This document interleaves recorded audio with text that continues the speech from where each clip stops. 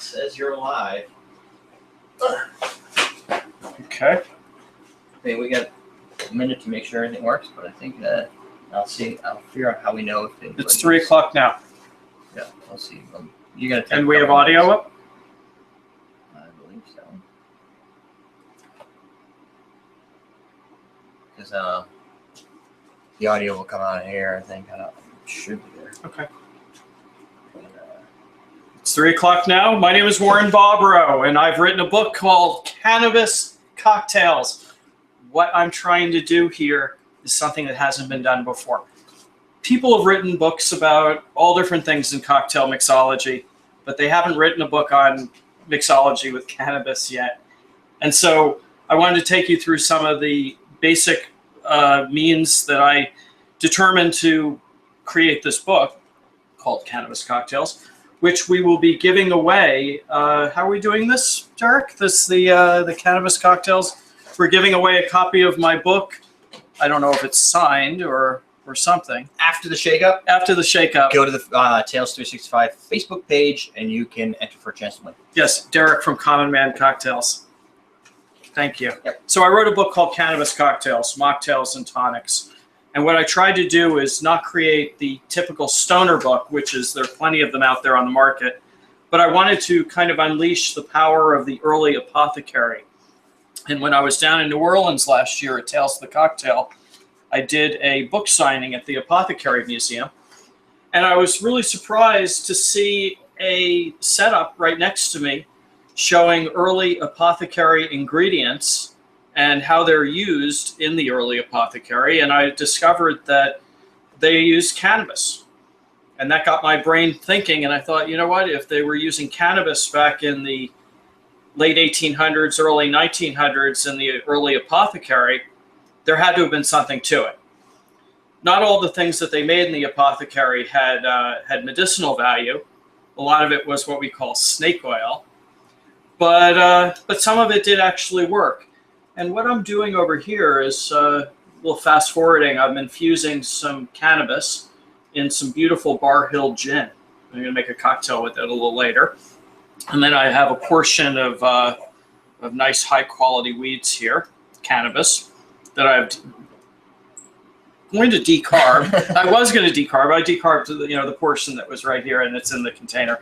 But this gives you an idea that everything should be measured out by weight and an amount. And usually it's I use about between 7 and 14 grams per bottle of liquor. So what I wanted to try to accomplish was how do you make the product psychoactive, and that would be the feeling that you get when you would either smoke marijuana or smoke cannabis or even eat it in an edible. And not everyone wants to eat pot brownies all day. So what I tried to do is not confuse the issue, but I wanted to release the psychoactive properties of the cannabis and infuse it into bourbon whiskey in this case, or I have a little container of gin here infusing. And I wanted to create a cocktail with it, actually 2 cocktails. But the idea with the decarbing is to release the molecule A from THC. I'm not a scientist. I can't tell you exactly what that means, but I can tell you it gives you that feeling that you're looking for when you want to have the good feeling that's involved with making a cannabis cocktail. But why cannabis? Why is cannabis more important than, say, any of the other herbs or spices that we use in the cocktail lounge? Well, it's every bit as important as the herbs and spices that you use in the cocktail lounge. And I have a selection of cocktail bitters in front of me. Some of them may or may not have cannabis in them. I can't tell you that. But I can tell you that there's the potential for that use, and it would add a lot of flavor and balance and aromatics and all the different things that we look for in a craft cocktail. So I don't have a microwave down here, but I was going to be using a microwave for the decarb. But I'm going to give you the approximation. You would take a portion of the cannabis and you put it into a container, a microwave-proof container, like this one. And you put it inside and then nuke this in the microwave. I love using a microwave because it has a lot of power to it. And it does your job very quickly. there are a couple different methods of doing it, but I'm going to tell you about the microwave one first. You would put it in a microwave-proof container, perhaps wrap it in what we call a turkey roasting bag. I did have one here, but that's okay. And that would hold in all the flavors and all the aromas. It keeps your entire house from smelling like a weed factory. And then you nuke it for 1.5 minutes, 3 times. So what that does is it decarbs the cannabis and makes it active.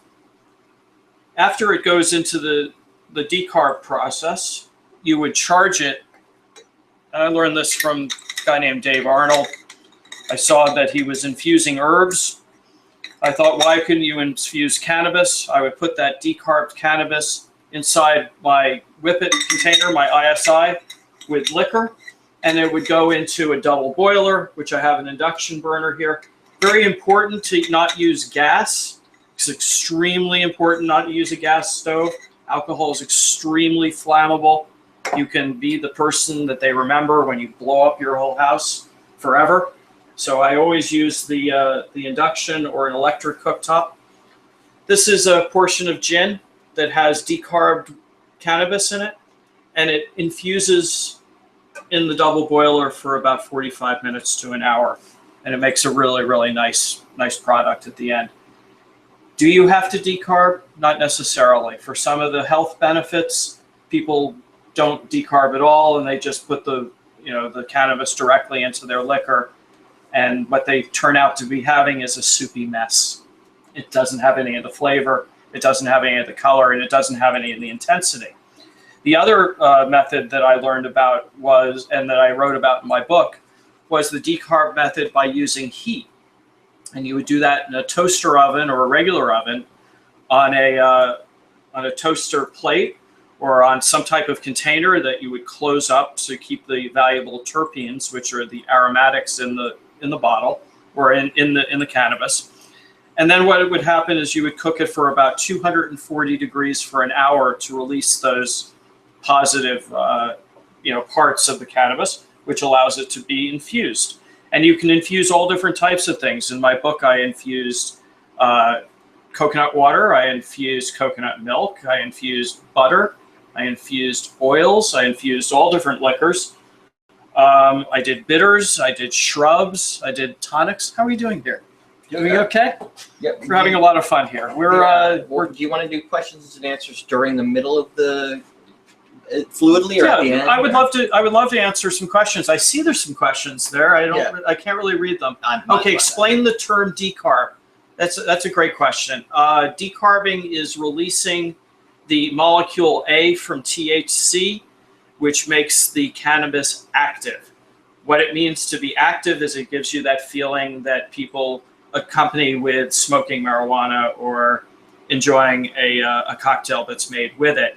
So you get a different feeling. I can't tell you what that feeling is because it changes from person to person, but it definitely is the pleasurable aspect of using cannabis in a mixed drink. You want me to ask you the next question. Certainly. The next one was, are there ways to infuse without using the double boiler? Are there ways to infuse without using a double boiler? Yes. If you don't have a double boiler at your disposal and only an oven, you can do this in the oven, but make sure it's not a gas oven and it's an electric oven. I haven't really experimented with that method, and I don't recommend it until you really know what you're doing, because there's nothing worse than an explosion with alcohol. And that's why we're doing our double boiler in open containers, away from an open flame, using an induction cooktop. These are only about $50 or $100. They're not very expensive. I think I paid $60 for that. $60 for that. It's not very expensive to make sure that you're not blowing up your house and your neighbor's house as well. Why use a cracker in a double boiler rather than just a beaker? I'm using a beaker. I don't want to have the liquid in constant contact with, even though it's in glass, but I don't want it to be, I don't want it to get wet. I like having just the steam. It's a little more controllable. Experimentation is everything in this, and I'm not saying that my way is the only way. There are many different ways. I also do a decarb in a sous vide. I do it in in plastic and hold it underwater at 212 degrees for about 2 hours, and it decarbs that way, and then you don't have to have any smell whatsoever. But sometimes what happens is if you do a decarb and you live in an apartment, make sure you do it with all the windows open because your house is going to smell very suspect. Really? Questions again? Nope, you're good to go for now. Good for now. Yep. Okay, so the next thing that we would do is you would put your decarbed cannabis inside the ISI. You would charge it twice with the nitrous oxide.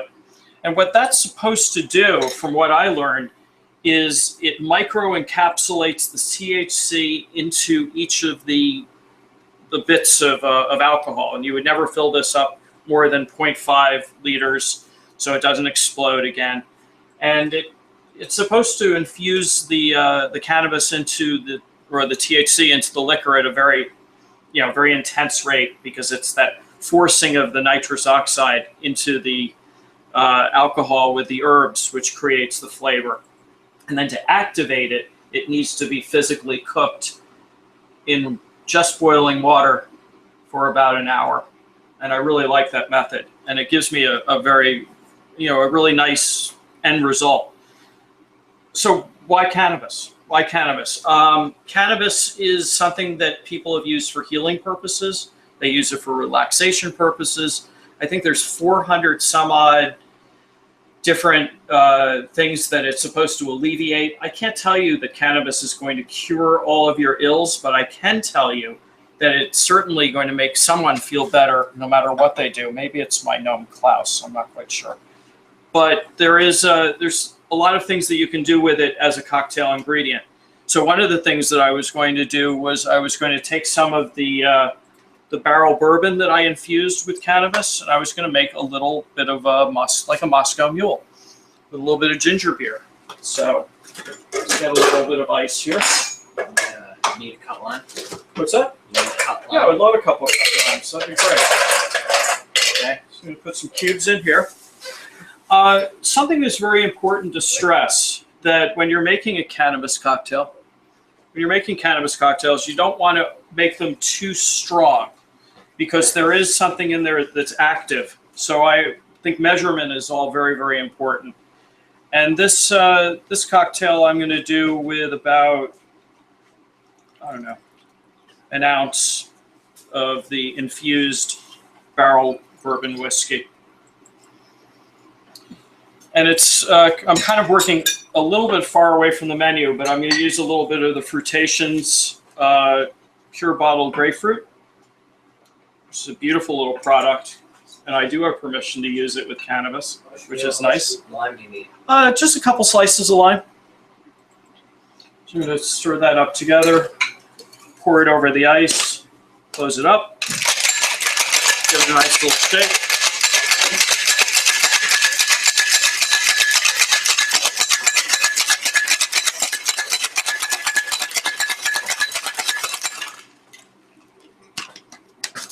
Beautiful thing. Look at that, a Moscow Mule mug. I figure if you're going to do it, you got to go all the way. And are these available here at Common Man Cocktails? You can get those at awesomedrinks.com. Awesomedrinks.com. There it is. So we're pouring this is the base of the mule into the Moscow Mule cup. And then I've got a little bit of fresh lime, beautifully cut by my intrepid team back there. Squeeze some of that in here. And that ginger beer is nearby. I'd love to have one of those ginger beers. Yes. So you see, there's really no mumbo jumbo here. I'm just using ingredients that may or may not be charged with cannabis. You can make any of the cocktails in my book with it or without it. It's okay. I would love a ginger beer. Still, yeah. I don't know. Maybe we could always do it with the seltzer water. No, that'd be fun too. I just thought I had one right here. Ah, there it is. The ginger beer. Thank you. So we're going to add the ginger beer to the cocktail. Yes, Warren, you could get that at the same place. Okay, and I'm going to finish it off with some bitters. Let's see. I took some bitter end Moroccan bitters recently, and I did some infusing with them. So I'm going to put a couple drops of that on top. So you're going to get some different layers of flavor. And there it is. It's a sort of a Moscow Mule. with barrel bourbon whiskey, Q ginger beer, and bitter end Moroccan bitters that have been slightly tweaked. Do we get to drink There you this? go. You get to drink it. You get to tell me what it tastes Come on, like. Ian, where are you going? That should be a pretty good cocktail. And it'll have nice flavors. It'll have nice aromas. It has It has sort of an herbal flavor. It's kind of tastes kind of like but near the end, after a couple of sips, when you get that spicy ginger, Mhm. it's not all just spicy ginger. It's There's spicy ginger and the cannabis like an flavor. herbal. Or like an herbal flavor, Right. like why we use bitters in cocktails to add balance and add depth. And we like doing things like that. Let me taste one of those. You want more, Yeah, right? I just want to have a little taste of that. While you're tasting it, I got a question for That's you. a delicious, delicious drink. I recommend this to anyone, especially someone who's a neophyte like myself. A what? A neophyte. How about direct infusion into the spirit right after decarbing in the microwave? Yeah, Is heat necessary? Heat is necessary to do the infusion, yes. Otherwise, it'll just be decarb cannabis sitting in a solution. It has to be physically infused, and that happens by heat. And the temperature that I recommend doing it, that I found in my experimentation that worked best, was approximately 160 degrees Fahrenheit, and the water should be approximately 212. And then if it gets too hot, you can just remove it from the water, let it cool a little bit, and then it goes back in again. So it's about 45 minutes to an hour. I think that's probably about time now for that one. Yeah, that's right. That's right on time. So I'm going to take this infusion. I've got this beautiful little jelly bag here, which I love. It makes my life a lot easier, and I stick it right into the right into a Boston shaker. I'm going to take the Barr Hill gin, or the gin that I have, and pour it into this jelly bag. There it is. Hard to throw. It's hot. Yeah. That's why I have a glove here, but Yeah, I you're not wasn't. using But I really wasn't paying attention. Put So your cell phone on it. right, my cell phone is on it, which is usual. So I've got this glove which came with my magical butter machine, which is something I also have, but we're not using it today. So we've got the weeds, putting it into the infusion. Get all that good stuff out of there.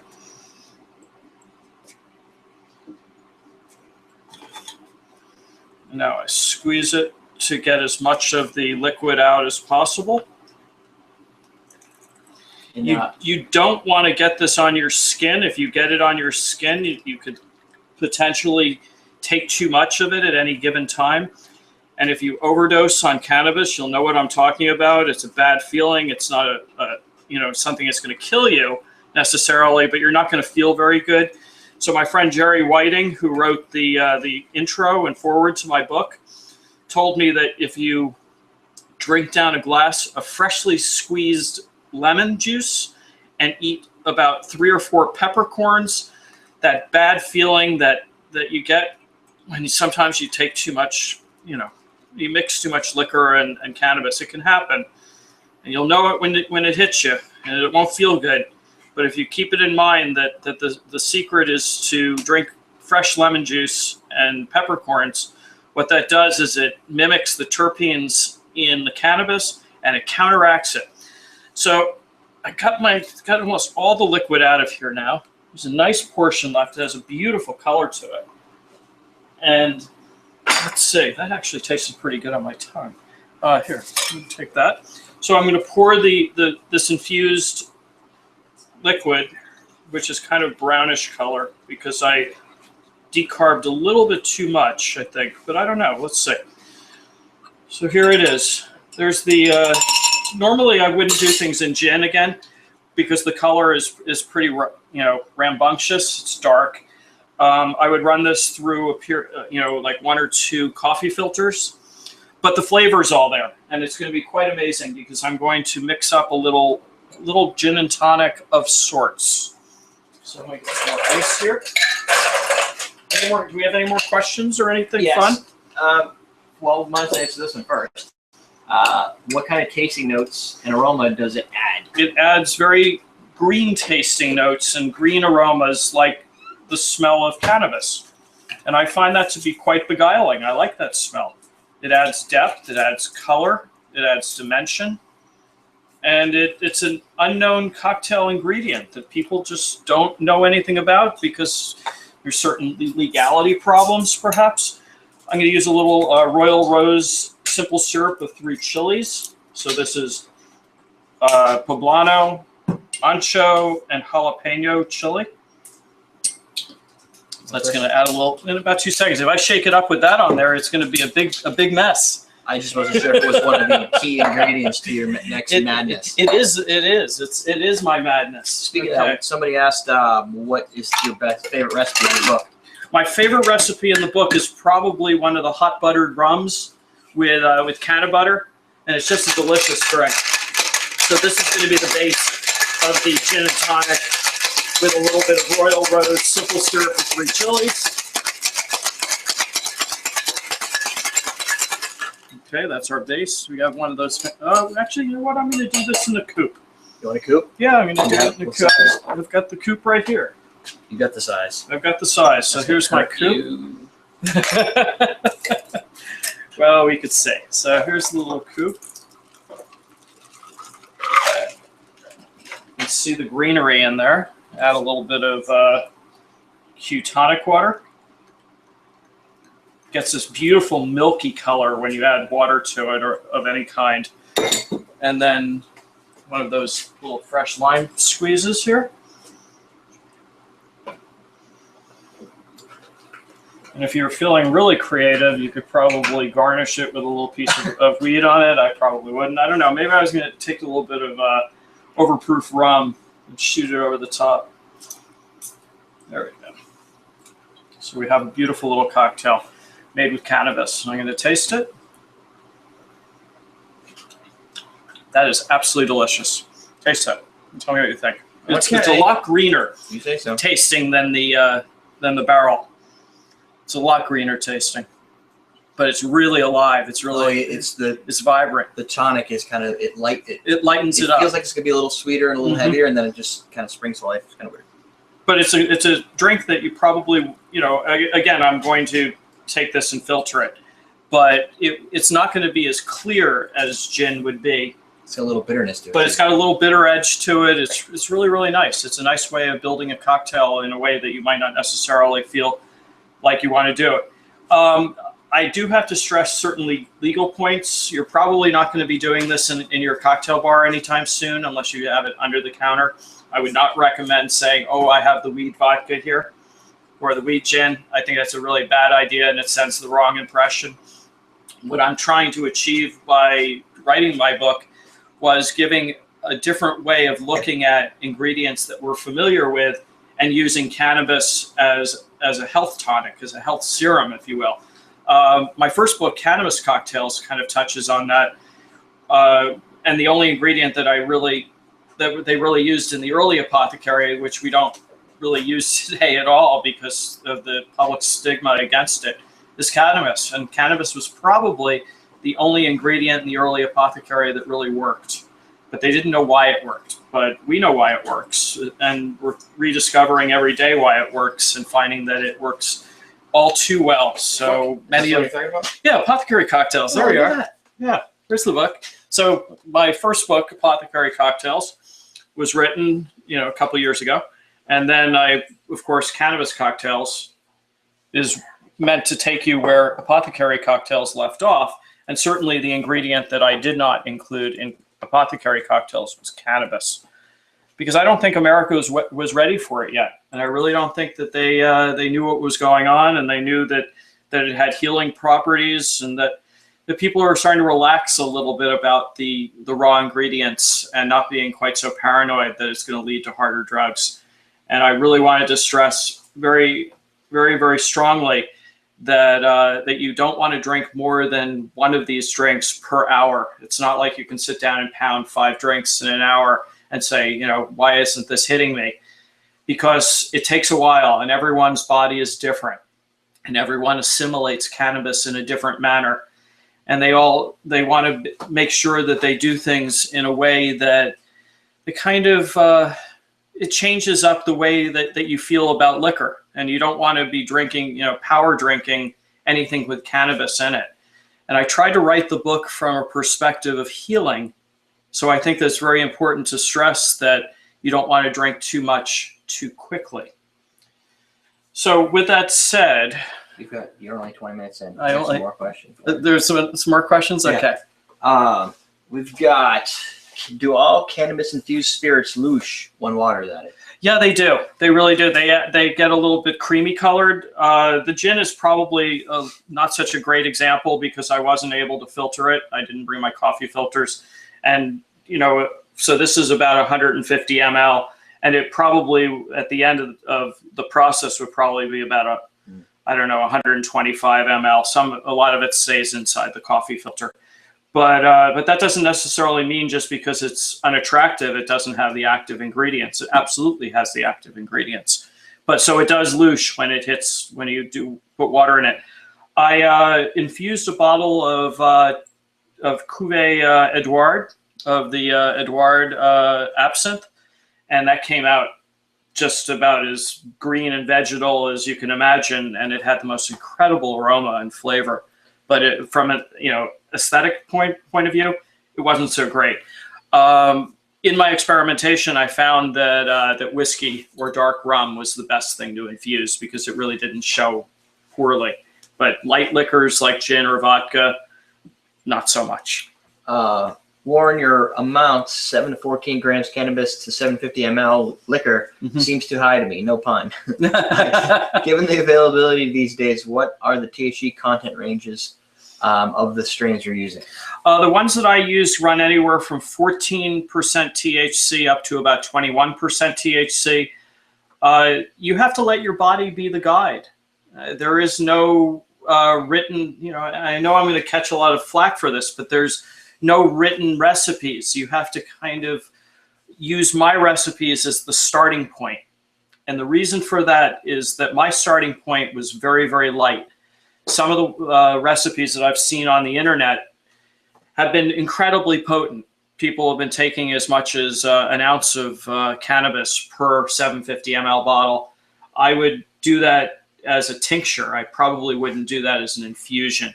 An infusion, you don't want to have quite so much potency in any one drink. So although this is 150 ml of concentrated liquor, I might want to add this back into my bottle and then top it off, up to 750 ml. So it would be something like, it would go into the larger flask, and then I would top it off with gin, and I'd get it wouldn't be quite as concentrated. So once it comes out of the heat, it's quite concentrated. I've got it. Will it be okay to use one of your recipes in a book in a review? They're really looking forward to the book.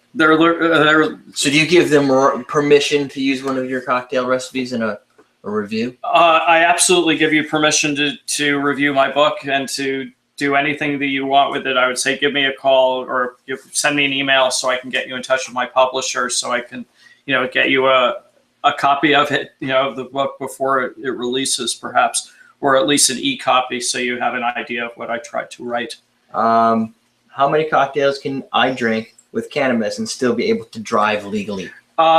You probably would not want to drive legally when imbibing any cannabis cocktails. I would imagine that the same amounts of liquor, having just done my serve safe training, liquor's problematic and the cannabis makes it even more problematic. So I would say have someone else do the driving for you. It's probably a good job. Probably a good idea. And I think that's good. Is that for it? Now. Is it no other questions for the moment? I don't see anything that I haven't asked. Okay. Have you done any tequila infusions? Yeah, you know what? I Tequila actually infusion question. Tequila infusion question. There you go. Have I done any tequila infusions? In the book, I did mezcal infusions because I find that the mysterious nature of mezcal lends itself extremely well to the use of cannabis in cocktails. From a flavor perspective, absolutely. From an aroma perspective, absolutely. I couldn't tell you that if I had something the matter with me, I don't. But I couldn't tell you that it would cure this, this, or this. But what I can tell you is it may alleviate certain symptoms that you have. If you have glaucoma, for instance, I do know that the cannabis acts as some sort of guide to relieving your difficulties with glaucoma. I know that people have certain types of seizures. Cannabis is able to alleviate certain types of seizures. There's like 400 different properties for healing. So I thought, why not take those positive things rather than the negative things and try to weave it into a cocktail. So any kind of liquor that you have, including the cream liquors, works very, very well. And the cream liquors actually work better because cannabis doesn't bind to water. It binds to a fatty substance.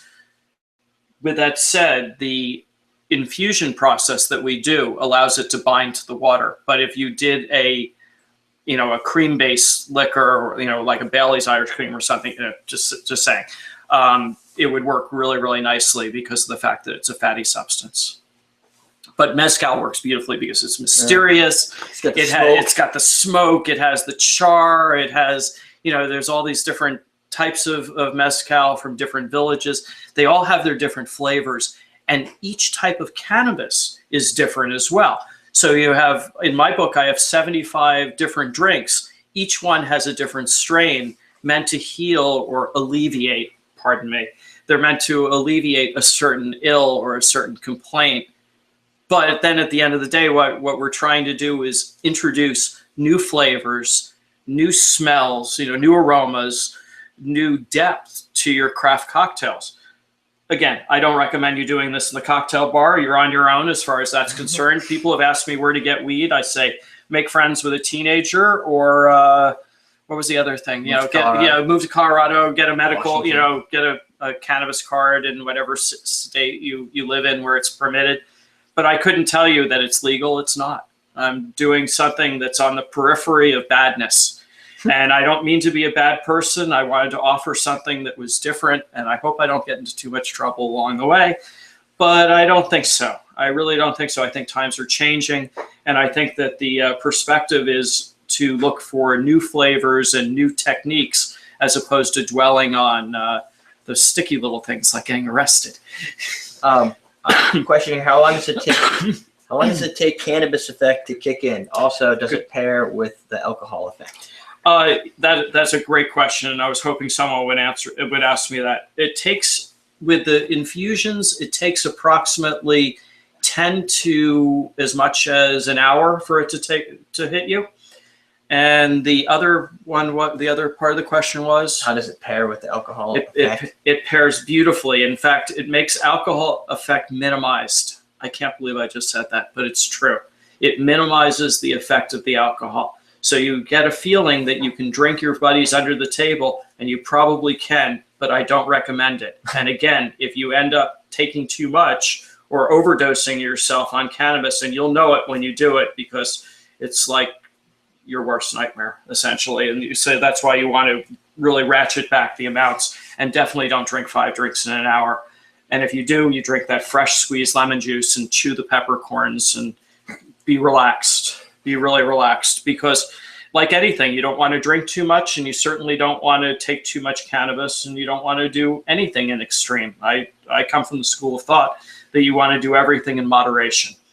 So you have your first drink, then you wait about an hour or so, and then you might have a second drink. But I really don't think of power drinking. I don't think that the cannabis cocktails would necessarily be a good idea for shots.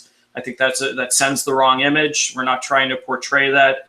Again, when I first took this idea to Anne, and I said, Anne, I'm thinking of writing this book, or I've written this book. What do you feel about it? And I do believe that Anne said very specifically, I don't know about this. But I really wanted to prove that it wasn't something to be afraid of. It was something to be challenged, in the sense that it offers flavors that we're just not accustomed to, and it offers techniques that we don't have the ability of saying, oh, I did that, because most people have not done this. I think there's a lot of fear involved with it, because people would think that, gosh, I've had a bad experience where I drank a drink and smoked a joint, and I've never felt so sick in my life. there is that possibility, but that's why in my recipes, I ratcheted back the intensities way, way, way back. And, anyone with a half of a brain can see the book and look at the recipes and say, okay, if I really want to get wasted, what am I going to do? Everything's in here. You can do it. I don't recommend it, but it can be done. But really, the terminology for this book is healing, not obliteration. So that's really important. I had to make that to stress that it was a book that was written on firm healing principles and properties and techniques, and make something that was pleasurable and not something that makes you completely wrecked, because that's just not what I do. I really drink very little as it is. And when I drink, I want to make sure it's something that I enjoy and something that I have fun with. And cannabis is the perfect vehicle for that. Any other questions we have? I've got more, unless you have. I would love to go. We've made the cocktails, so the next question kind of pairs what you just said. They're asking, are different strains of cannabis better or different with different types of spirits or cocktails? And does your book go into that? Right. The book does go into that. I have a whole section in the beginning on tasting notes. So I do flavor profiles of different cannabis strains. So I talk about the chemistry lessons, and then I say, now that we've gotten our chemistry lesson out of the way, let's turn our attention to the scents and flavors that makes each cannabis varietal unique. To date, thousands of strains of cannabis have been cultivated, and new ones are being developed so quickly that it seems that there's a new one on the market every day. Here's a brief guide, including tasting notes. And I wrote the tasting notes like I write about whiskey, or I write about rum, or whatever. So you'll see very clearly. So it's my personal tasting notes to some of the best known strains, and I've also included some of my personal favorites. So the first one I talked about was Blue Dream. And I said, I'm a big fan of Blue Dream, which is actually a combination of two strains, Indica-based blueberry and Sativa-based haze. Lots of folks notice its aromas and flavors of sweet blue fruits, though I'm more attuned to its spiciness and its burnt sugar overtones, which means it's wonderful in a hot toddy or when it's woven into the condensed milk in a cool Vietnamese-style iced coffee, like the one on page. Well, we hadn't put the pages in yet, but expect to feel relaxed yet clear-headed after enjoying it. So Blue Dream mixes well with bourbon, scotch, and well-aged rum. And the best time of day to use is evening or whenever you're ready for deep, full-body relaxation. So I have, scientific. Yeah, it is. So I have another one here called BC Bud, and that's one of my favorites. Home for mostly the Sativa hybrid is a British Columbian grown and best enjoyed at the source. But if that's not doable, never fear. I've been consistently impressed with BC Bud and its smooth, funky flavor whenever and wherever I've tried it. It's as sweet as candy on the nose, but not on the finish, where you get gobs of freshly crushed Caribbean spices, fire-driven Thai spices, wet stones, and charred cedar. BC Bud is just gorgeous when it's whipped into a mixture of butter and coconut oil, and when it's infused into a glycerin tincture. Both seem to magnify its fragrance and taste, not to mention its potency 100-fold. Add it to apple ice wine or to sorrel liquor, the one made by my friend Jack from Brooklyn. He's a good guy. And there's also, I did one with a pineapple kush. Pineapple, mint, and burnt sugar meet this mostly indica strain. Turn it into a tincture or mix it into a batch of canna butter and use it to medicate a hot cup of chamomile tea at the end of a long day. It can alleviate muscle spasms and may ease symptoms of stress and sleep disorders. In fact, in my experience, it'll even send the most ardent somnambulist straight to the land of Nod. As for cocktails, you can't do much better than adding a pineapple kush infused orgeat syrup to a zombie cocktail, combined with freshly squeezed orange juice and grapefruit juices, and a little bit of both light and dark rums. So is it safe to have? Is it safe to say that cannabis makes you feel less drunk? I absolutely believe that it makes you feel less drunk, and that's why it is a feeling. I can't tell you that I haven't blown through a breathalyzer to see what's going on. Would it make you less drunk physically? So if you blew, I don't know about the physical aspect. All I know is that you feel less drunk. I can't tell you what you are because everyone is different. And again, the amount that you take is very, very important, and you don't want to go overboard. It's so important not to go overboard. This is a pleasurable drink that can become a painful drink, and we don't want you to do that. So keep it light. Keep it really light.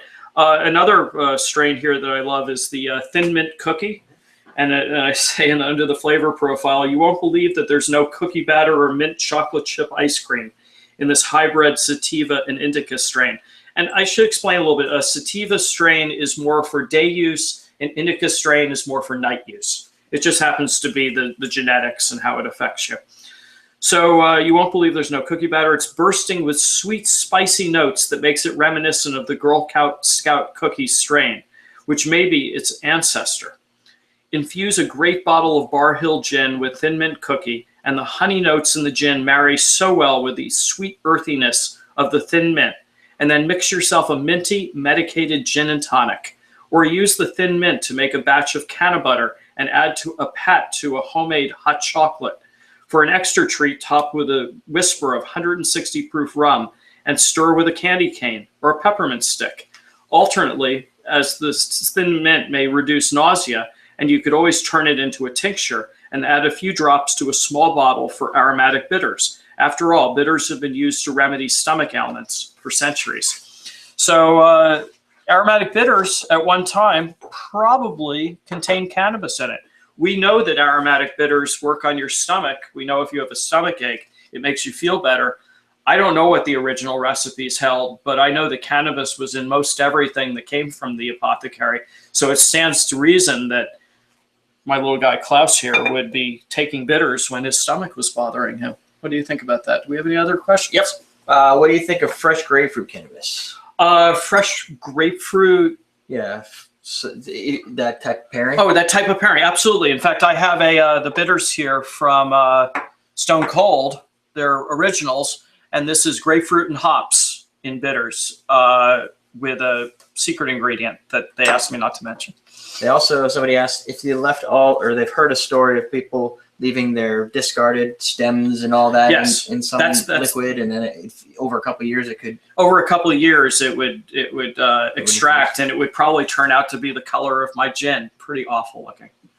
I don't recommend doing it that method. I recommend decarbing with heat, and then you can do an infusion directly into a bottle of liquor, such as what I did right here with the barrel. And I did this under heat, and you can't see it in there, but there's a little bit of a haze from the cannabis that I used, and it just works so beautifully. And it makes such a great mint julep. I can't wait to make one of these for Derby Day. It'll be a very electrifying mint julep indeed. One other pretty easy question: are you going to be at Tales this year? I am absolutely going to be at Tales this year. We're releasing Cannabis Cocktails. We're doing the rollout of Cannabis Cocktails at Tales, which is going to be really exciting. So come and get a copy. I'll love to sign it for you. I'll also have all my other 3 books there: Apothecary Cocktails, Whiskey Cocktails, and my current release, Bitters and Shrubs Syrup Cocktails. Let's see. Things are flying by here. Yeah. So move up here. There was one. No. So the live questions are sometimes problematic, and we wanted to, receive a lot of questions, but as it turns out, not very many people have asked questions. I got one here. Okay, let's go. Have you ever tried using other hallucinogens like salvia, mushrooms, peyote, etc.? What, personally or in drinking? I think the context would probably be in drinking. In drinking, no. I haven't. I would say I'm afraid of those items because I think to a great degree they're uncontrollable. Everyone has a different effect. This is the most innocuous of the liquors, of the items that I use. I consider it to be pretty innocuous, but you can run into problems really quickly with things that you're not accustomed to, such as mushrooms or salvia. I don't need to trip. I did that a long time ago. I don't need to do that again. And quite frankly, I don't want to ever have to recommend that to anyone. It's not my style to do that. The book is about cannabis. It's not about mushrooms, and I have to make that determination. Have you ever considered or heard maybe any documented people using cannabis for beer or other type of libation? That's a great question. Hops and cannabis are part of the same genetic strand, I think it is. I don't know if it's genetics, but they mimic each other in smell. So I have heard of people brewing beer with cannabis. I couldn't tell you who they are. I know they're out there. I know because I've tried it. It's delicious stuff.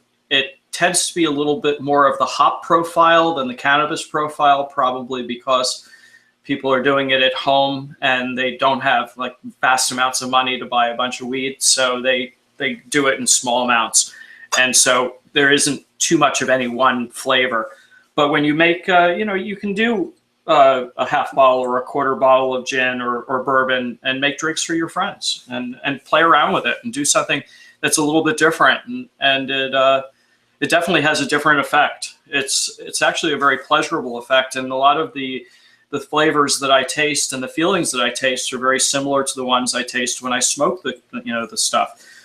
And it's not always practical to smoke cannabis. It's, you're walking through an airport, you probably wouldn't be holding a joint in your hand. I promise you that you would run into all kinds of trouble with that.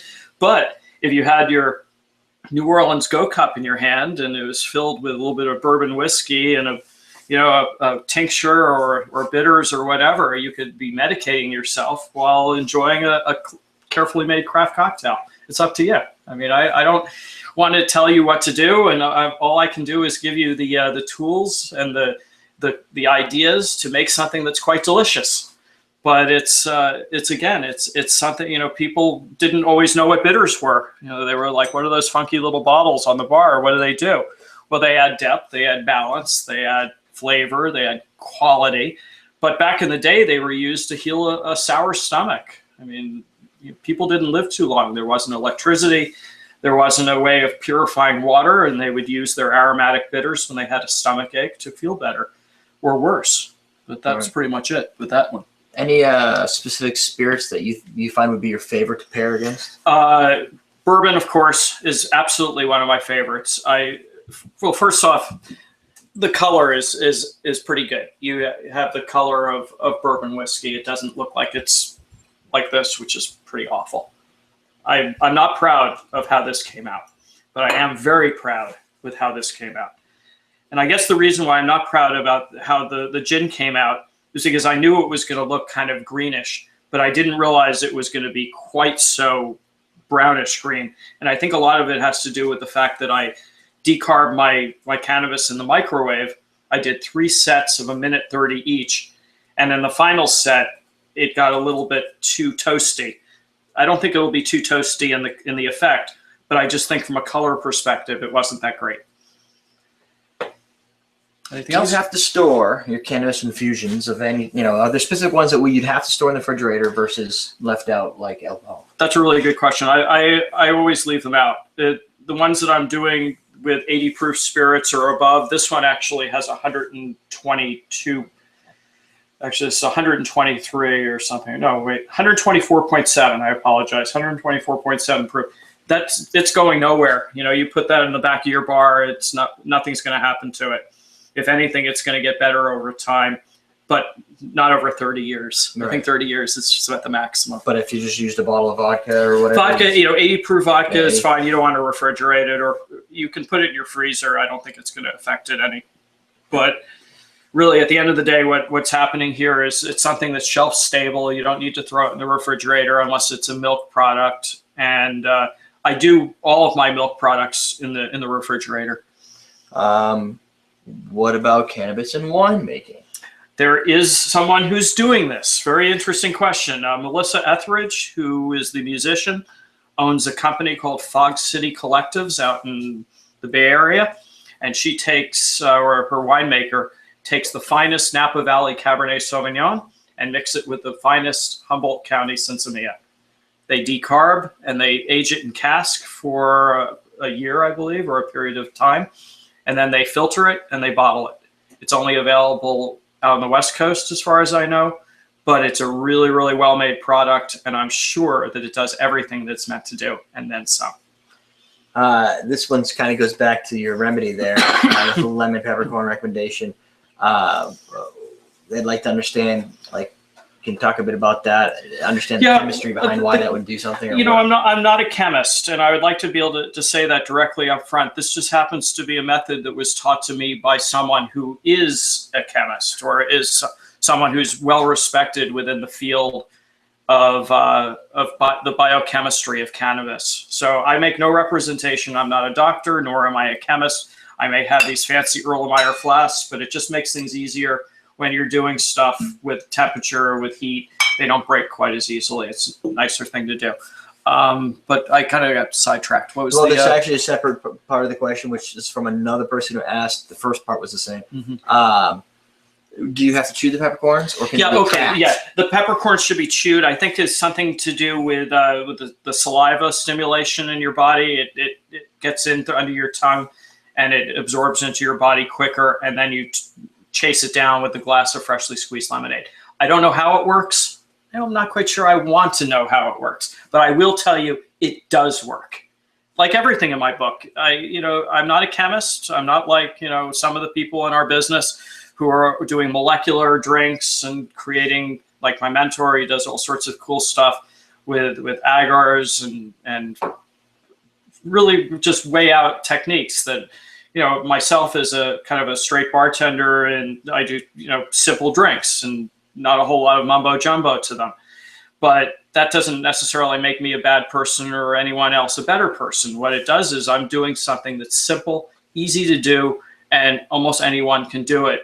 If you give a nice, supply of the raw ingredients, there's no reason why you can't make a delicious cannabis cocktail.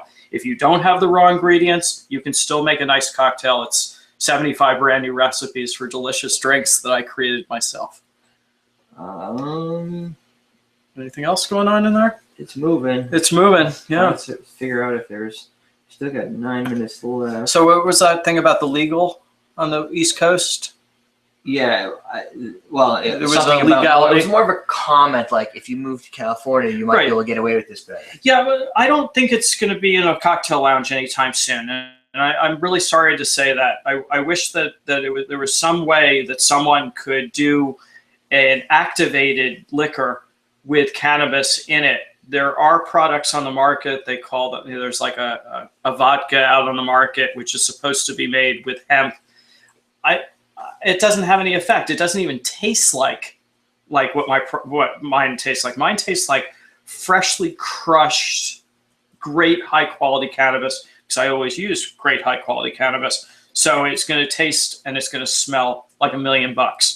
But there's nothing worse than using bad quality cannabis, because your end result is going to turn out poor. I try to only use the highest quality liquors when I'm making my infusions, because I don't want to drink bottom shelf. I want to drink top shelf. When people send me bottles of liquor, like the barrel bourbon sitting in front of here, I don't necessarily sit down and want to drink an entire bottle of bourbon. I'm not going to drink it in one sitting, of course, but it's been a long time since I've finished an entire bottle of whiskey. But I may be more inclined to drink a bottle of whiskey having known that I had infused it with something really incredible. And in this case, it's a strain called OG Kush. So it's really, really nice quality cannabis, tastes great with the bourbon, mixes like a charm, and it gives you a nice little effect too. Let's see. Once you've infused the alcohol, say bourbon with cannabis, would it be beneficial to fat wash the same bourbon with cannabis butter? Yeah, you could fat wash it. That's again one of those molecular ideas that when I was a chef and I trained to be a chef from dishwasher on up, we didn't have techniques like fat washing, so I'm not really quite sure how it works. I do know it works. I think that technique would work. I have not experimented with it, but I did do a whole lot of recipes with canna butter. One of my favorites in the book, of course, was the hot buttered rum, because it's just so simple. It's I make it with hot tea, black tea or chai tea. I heat the milk so it has a nice character and depth to it. I do all sorts of things with it, and then I just preheat a mug and I put the pat of butter up on top of the mug, and it works out perfectly. It's just delicious, and it tastes green, but it tastes spicy, but it tastes like chai tea if you use chai tea, and it tastes delicious. And I think that it's an easy drink for beginners, and it's one that's only as difficult as brewing up a cup of tea and putting the canna butter on top. And that's all you need to do. It's that easy. This book doesn't have a whole lot of I'm not trying to overly intellectualize it. I wanted to create something that was simply written, that everyone could appreciate and enjoy it. And I just saw a question. Have I tried infusing cognac or brandies? I actually tried some Calvados recently, and the Calvados came out beautifully. Yeah, there's some questions over there. Okay, I thought I got all those. No, I guess not. But yeah, I did Calvados. Cognac, I don't have any samples at home, hint, hint. So I guess that means that someone should send me some cognac, and I'd be glad to experiment with it, because I was not going to go out and spend $100 for a bottle of cognac and have it turn out lousy. I want to make sure it came out perfectly. So, that's the rub right there. Anything else? Yeah. So did you see the one CO2 versus NO2? Would it to change the infusion? Does it work? I only experimented with nitrous oxide. I have not experimented with carbon dioxide, so I can't comment on that. I just know from the way that I learned how to do it, and that was by using nitrous oxide. I think that in my learning about the nitrous oxide, they want to make sure that you don't inhale any of it, because it would just be a bad thing. Makes sense. Makes sense. Absolutely. Any other questions we got going there? Oh, here it is. What do I think of the fresh grapefruit cannabis? All right, there we answered that one. And yeah, I think we have you ever tried infusing cognac or other brandies? Yes. Yeah, that was the thing. So I did Calvados. I haven't done cognac, and I haven't. I don't drink a whole lot of inexpensive brandy, but I probably would say an Armagnac might be a good thing, but I haven't gotten to it yet. Writing the book is not just something that happens overnight, and the experimentation process was not always so easy, because there wasn't always the adaptability. Getting the raw ingredients was not always easy for me. So when I did all my experimentations, it was a problematic testing. But I do know that everything did test out correctly, and thus the book tests out perfectly. So this book is going to be available in Europe, do you know? It'll be available in Europe. It will be translated evidently into French and Dutch. It'll be available all over Europe and pretty much the world on Amazon and Barnes & Noble, and then, of course, your indie bookstores. And then if you sign up through Tails, I guess they were giving away a book as well, which was very nice. We appreciate that greatly. And then, of course, I'll be at Tails signing my book away. So are you going to do any type of book tour? Yes, there will be a book tour, but there will not be any active substances on the book tour. Sorry. Oh, you think they're just trying to get away with a couple of free samples? Yeah, a couple of free samples, and who knows who I might be pouring a cocktail for. I don't want to have that problem. No. Have you had any success with it? No. This thing's just popping up random questions we already answered. Okay. But I think we've got pretty much all of them.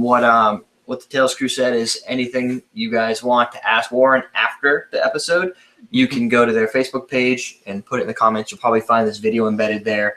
And the last question that I've been saving, actually the first question is, can we get the presentation?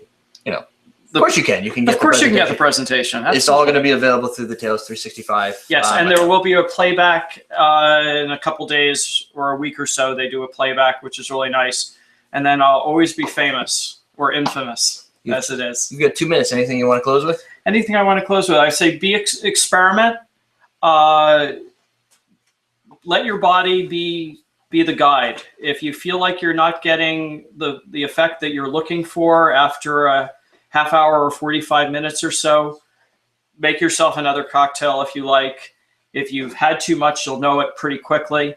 But each of the strains has its own effect, and I really find that to be kind of interesting, especially from a culinary standpoint, because there's been so many books written about cannabis and cooking, but really this is the first book to be written on cannabis and cocktails. So why not? I mean, there's all the possibilities for flavor in the world, and it was great. And there it is. I was awesome. Thank you very much. Thanks, Carrie. I think that's Carrie over there. You gave the. That was nice. Awesome. Of course, I don't know if I'm awesome. I'm okay.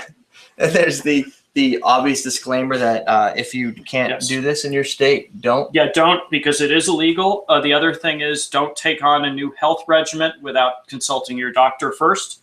First and foremost, I am not a doctor. I am not prescribing this to you. I'm not recommending that it heals anything in specific, but I will tell you that it does alleviate certain ills. All right. Anything else? That's it. All right, folks, guess we're done. Thanks. and stop broadcast.